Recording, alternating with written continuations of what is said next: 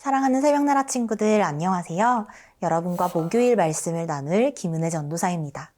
오늘 말씀을 통해 하나님의 마음을 깨닫는 시간이 되기를 바랍니다. 여러분은 어렸을 때 책을 많이 읽는 편이었나요? 어린 아이들이 읽는 동화책이나 만화책을 가만히 들여다보면 쉽게 찾을 수 있는 공통점이 있습니다. 권선징악. 착한 일을 권장하고 악한 일을 징계하는 것입니다. 흥부전과 같은 전래 동화에서부터 백설공주나 신데렐라와 같은 디즈니 동화까지 모든 이야기의 결말은 착한 주인공이 오래오래 행복하게 살게 되고 나쁜 주변 인물들은 벌을 받게 되는 패턴을 보입니다. 하지만 우리가 살아가는 현실에서는 당연한 도가 속 권선징악이 이루어지지 않고 악을 행하는 사람들이 잘 나가는 것처럼 보여질 때가 많습니다. 오늘 말씀은 못된 짓을 꾸미며 성공을 향해 달려가는 사람들을 향해 하나님의 선하심을 이야기하며 하나님을 향한 믿음을 선포합니다. 오늘 말씀의 제목은 기회주의자의 최후입니다. 오늘의 말씀은 시편 52편 1절에서 9절입니다. 너 힘센 사람아, 왜 내가 저지른 못된 짓을 자랑하느냐? 하나님의 선하심은 항상 있도다. 내 혀가 못된 짓을 꾸미고 있구나. 마치 날카로운 면도날처럼 속임수를 쓰고 있구나. 너는 선한 것보다 악한 것을 좋아하고 의로운 말보다 거짓말을 더 잘하는구나. 셀라. 이 간사한 혀야, 너는 집어삼키는 말들이라면 뭐든지 좋아하는구나. 하나님께서 너를 영원히 멸망시키시리라. 그분이 너를 끌어내어 내 장막에서 뽑아내시고 산 사람들의 땅에서 너를 뿌리채 뽑으시리라. 셀라. 의인들이 보고 두려워하며 그를 비웃을 것이다. 하나님을 자기의 힘으로 삼지 않고 자기 많은 재물만 믿고 사악함으로 힘을 키운 사람은 저렇게 되기 마련이다. 그러나 나는 하나님의 집에 있는 푸른 올리브 나무같이 하나님의 신실하신 사랑을 영원토록 의지합니다. 내가 주께서 하신 일에 대해 영원히 찬양하겠고 성도들 앞에서 선하신 주의 이름을 받들겠습니다. 시편 52편은 다윗이 사울 왕을 피해 도망 다닐 때 지은 시입니다. 사울을 피해 도망치던 다윗이 놉이라는 지역에 숨어 있을 때가 있었습니다. 그때 다윗은 제사장 아히멜렉과 놉 사람들의 도움을 받았습니다. 그런데 도액이라는 사람이 장면을 목격하고는 사울을 찾아가 자신이 본 것을 보고합니다.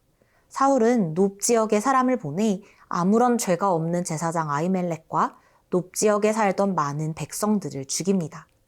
자신을 도왔다는 이유로 수많은 사람이 죽임을 당한 것을 알게 된 다윗은 도액에게 저주를 퍼붓는 대신 그의 악한 행동이 가져올 운명을 하나님을 기준으로 단호하게 전합니다. 도액은 부와 권력을 얻기 위해 수단과 방법을 가리지 않고 행동하는 사람이었습니다. 자신의 출세를 위해서라면 무고한 사람들의 목숨을 빼앗을 수 있는 악인이었던 것입니다. 선보다 악을 더 사랑하며 의로운 말보다 거짓말을 더 잘했습니다. 다윗은 악한 도액이 지금은 잘 나가는 것처럼 보일지라도 그에게 남은 것은 하나님의 심판뿐임을 알았습니다. 오늘 본문 5절의 말씀입니다. 하나님께서 너를 영원히 멸망시키시리라. 그분이 너를 끌어내어 내 장막에서 뽑아내시고 산 사람들의 땅에서 너를 뿌리채 뽑으시리라. 셀라. 다윗은 하나님께서 남을 해친 도액을 철저히 심판하실 것이라고 선포합니다. 가장 안전하다고 여겨지는 자기 집을 뜻하는 장막에서 뽑힐 것이며 생활터전을 뜻하는 산 사람들의 땅에서 뿌리채 뽑힐 것이라는 말은 그를 보호해 줄 것, 그가 의지할 것은 어떤 것도 남지 않을 것이라는 의미입니다. 다윗은 사람들이 하나님의 심판으로 파국을 맞이하는 도액을 바라보며 하나님을 더욱 두려워하고 도액을 비웃게 될 것이라고 말합니다. 사랑하는 새벽나라 친구들, 하나님의 관점에서는 물론이고 세상의 관점에서도 의인과 악인은 분명하게 갈립니다. 의인은 칭찬을 받고 악인은 손가락질을 받지만 여전히 악이 존재하는 이유는 세상의 힘이 하나님보다 더 강하다고 믿고 당장의 이익을 위해 선택한 행동의 이익이 영원할 것이라고 믿기 때문입니다. 하지만 악을 선택하는 사람들의 최후는 반드시 심판을 받습니다. 그렇기에 우리는 악한 방법으로 성공하는 것처럼 보이는 사람들 앞에서도 하나님을 의지하며 마음을 지켜야 합니다. 세상이 주는 힘을 믿고 세상적인 성공을 자랑하며 살아가는 것이 아닌 참된 평안과 영원한 기쁨을 허락하시는 하나님만을 의지하는 새나 친구들이 되기를 바랍니다.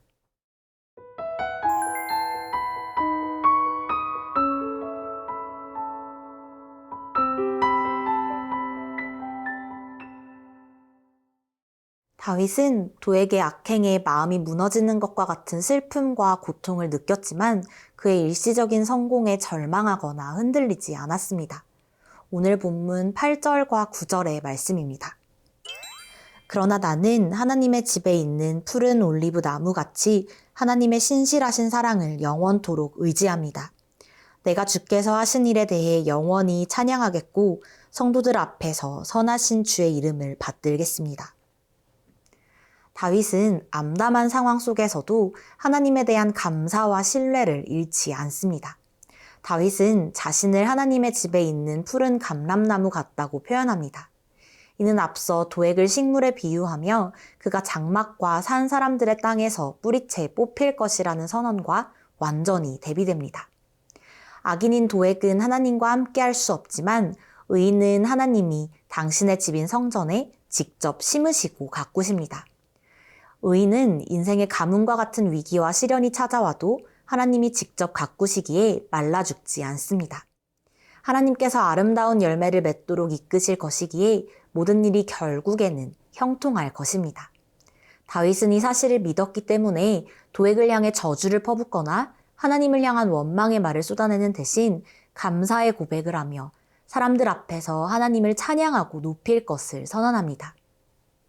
감사는 구원받은 하나님의 사람이 상황에 상관없이 하나님께 보여야 할 반응입니다.